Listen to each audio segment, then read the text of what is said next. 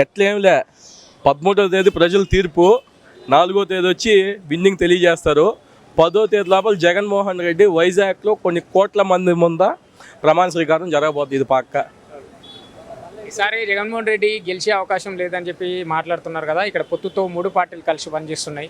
వాళ్ళు గెలిచే అవకాశం ఉందని చెప్పి కొన్ని సర్వేలు కూడా వినిపిస్తున్నాయి బలంగా. ఎన్ని సర్వేలు వినిపించినా కానీ రీసెంట్గా మనకు కాంగ్రెస్ ఇక్కడ వచ్చి మన తెలంగాణలో గెలిచినప్పుడు ఇండియా టుడే సర్వే చేశారు. ఇండియా టుడే సర్వే చేసి రీసెంట్గా వాళ్ళ ఇంట్లో పోయి ఫుడ్ తిన్నాడు ఎవరు, ఆయన రిపోర్టర్ హెడ్. అంటే ఈసారి 117 సీట్లు కాంగ్రెస్కి వస్తాయన్నాడు. ఇక్కడ గెలవక ముందే ఈ సర్వే జరిగేటప్పుడే మన జగన్మోహన్ రెడ్డి ఇంటికి పోయి రాగి సంగటి నాటుకోడి తిని మరీ చెప్పాడు ఈసారి జగన్మోహన్ రెడ్డి సీఎం అని. అంతకంటే సర్వేనా? ఇంకా ఏం చేసిండు? 5 ఏళ్లలో అభివృద్ధి చేసిండని అనుకోవచ్చా? ఒకవేళ అభివృద్ధి జరిగితే అక్కడ నుంచి ఏపీ నుంచి ఎంతోమంది నిరుద్యోగులు విద్యార్థులు ఇక్కడ వచ్చి ప్రైవేట్ కంపెనీలలో ఉద్యోగాలు చేసుకుంటున్నారు కదా. ఒక పేదోడు కడుపు నిండగా తినింది వచ్చి జగన్మోహన్ రెడ్డి ప్రభుత్వంలో. రీసెంట్గా చెప్తున్నా, నేను రీసెంట్గా ఒక వీడియో కానీ చూసా. వన్స్ ఒక చిన్న పాప అనుకుంటా, ఆ పాపను వచ్చి ఏ స్కూల్లో జాయిన్ చేయించుకోకపోతే గవర్నమెంట్ స్కూల్లో జాయిన్ అయితే వాళ్ళ ఫ్రెండ్స్ అంతా వచ్చి నువ్వు పక్క నుండి స్కిన్ డిసీజ్ అని ఉంటే ఆ పాపని కనీసం ఇంట్లో వాళ్ళ అమ్మ నాన్న తప్పిస్తే ప్రతి ఒక్కరూ చేతురిచ్చుకున్నారు.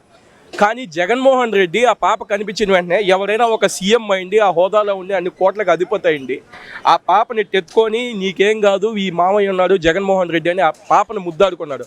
అంతకంటే మంచి గుణం ఏ సీఎంలో ఉంటుంది? అదే చంద్రబాబు నాయుడు ఆ పాపను కానీ ఇటు తాకి అది కానీ ఏమంటాయి కదా. ఎన్నికలకు ముందే జరిగింది బ్రో ఇది. ఎన్నికల ముందు ఫోర్స్ జరిగినా కానీ అదే నేను ఇప్పుడు ఓపెన్ ఛాలెంజ్ చేస్తున్నా.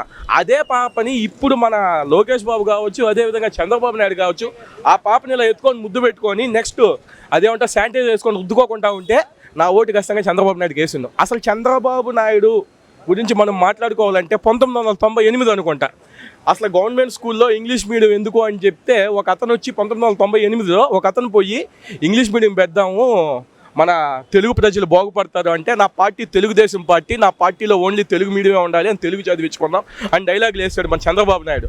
అంటే ఇప్పుడు నారా లోకేష్ కొడుకులు నాకు తెలిసి తెలుగు మీడియం స్కూల్లో చదువుతున్నారా, ఇంగ్లీష్ మీడియం స్కూల్లో చదువుతున్నారు.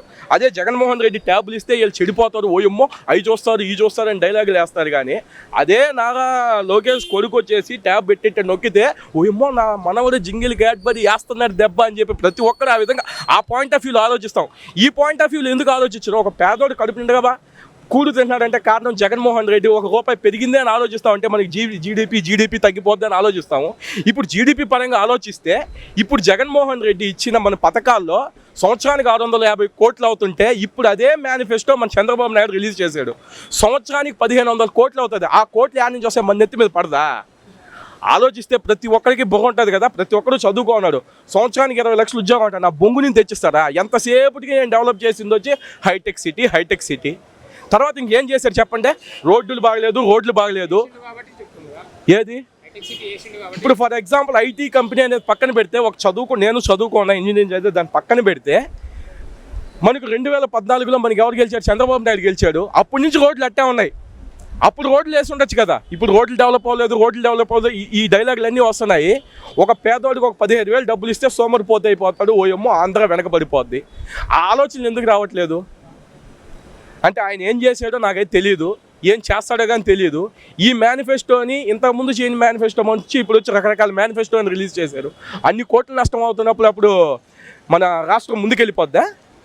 5 ఏళ్లలో జగన్మోహన్ రెడ్డి ఏం చేసిండు నిరుద్యోగుల విషయంలో, చదువుకున్న వారి విషయంలో? మరి ఎందుకు ఆంధ్రప్రదేశ్ నుంచి ఇక్కడ తెలంగాణలో వచ్చి చిన్న చితక కంపెనీలలో ఇక్కడ ఎందుకు ఉద్యోగాలు చేసుకుంటుంటారు? కిక్ సినిమా అనుకుంటా ఒక చిన్న డైలాగ్ ఉంది. ఏమని చెప్పాడు మన రవితేజ గారు పోయి ఒక పొలిటీషియన్ గారికి పోయి బిడ్డ బాగాలేదు ఒక 20 లక్షలు డబ్బులు కావాలంటే ఆయన వచ్చి పొలిటీషియన్ ఏం మాట చెప్పడు.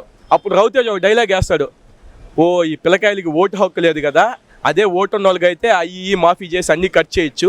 అంటే చిన్నపిల్లకాయల భవిష్యత్తు వీళ్ళు చిన్నపిల్లకాయలకి వీళ్ళకి ఓటు లేదే అని డైలాగ్ వేశారు.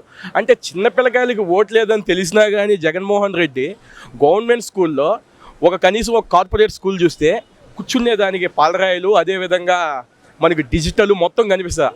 ఆ యొక్క అట్మాస్ఫియర్ తీసుకొచ్చింది one and only Jaganmohan Reddy government స్కూల్లో. ఇప్పుడు ఎవరికి పోయి చూసినా మళ్ళీ అదేవిధంగా టీడీపీ పార్టీ వాళ్ళు రిక్రూట్మెంట్ లేదు అని అడుగుతున్నారు. ఆ రిక్రూట్మెంట్ రావాలంటే ముందు వీళ్ళు వెళ్ళిపోవాలి కదా. అంటే వీళ్ళు తీసిమనే చంద్రబాబు నాయుడు ప్రభుత్వం చెప్పింది ఇండైరెక్ట్గా. అంటే అన్ని నిదానంగా ఒకేసారి అన్నీ డెవలప్ అవ్వాలంటే ఎవరి వల్ల కాదు. ఈ హైటెక్ సిటీని డెవలప్ చేసింది కానీ ఎన్ని సంవత్సరాల నుంచో కృషి జరిగితే హైటెక్ సిటీ